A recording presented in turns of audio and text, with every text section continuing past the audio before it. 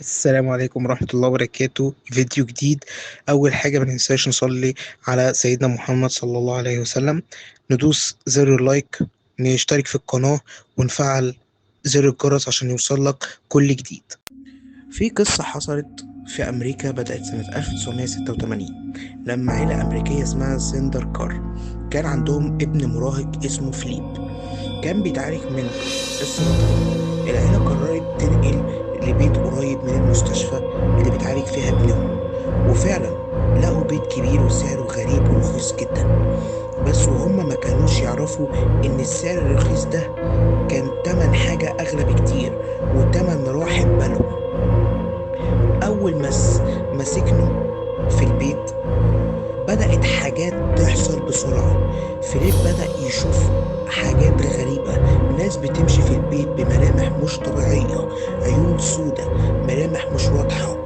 الأم كانت بتقوم تلاقي أدوات المطبخ متحركة من مكانها، باب الشقة كان بيتفتح ويتقفل لوحده، الكتاب المقدس كان بيتفتح لوحده على صفحات بتتكلم عن الجحيم. ولكن اللي اكتشفوه بعد كده كان كارثة عليهم. البيت اللي هم قاعدين فيه ده قبل كده كان مشرحة، مكان بيحنطوا فيه الجثث، وكان القبو لسه فيه أدوات التحنيط والسكاكين والبراميل اللي بيحطوا فيها المواد الكيميائية. فيليب اتغير، بقى بيتكلم نفسه، بيكتب رموز شيطانية على الحيطان، وفي مرة صرخ وقال: في حاجة جوه دماغي مش عارف أخرجها. وفجأة صوته اتغير، عينيه اتغيرت، ملامحه اتغيرت.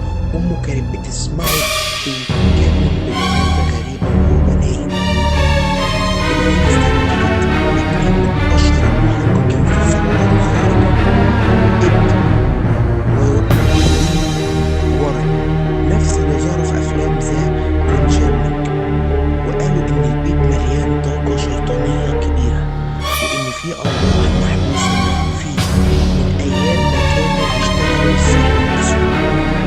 فوق المشرحة العيلة استحملت لحد ما قرروا يهربوا ويسيبوا كل حاجة وراهم، حتى البيت بالعفش بالذكريات، علشان يحافظوا على حياتهم وحياة فيليب. فيليب خف من السرطان، بس لحد النهاردة بيرفض يتكلم عن اللي حصل جوه البيت ده. القصة دي اتعملت بعد كده فيلم اسمه The Haunting in Connecticut. بس خليني أقولك، اللي شافته العيلة دي عمر ما هيتشرح في فيلم. لو كنت مكانهم يا صديقي، كنت هتستحمل ولا كنت هتجري من أول ليلة؟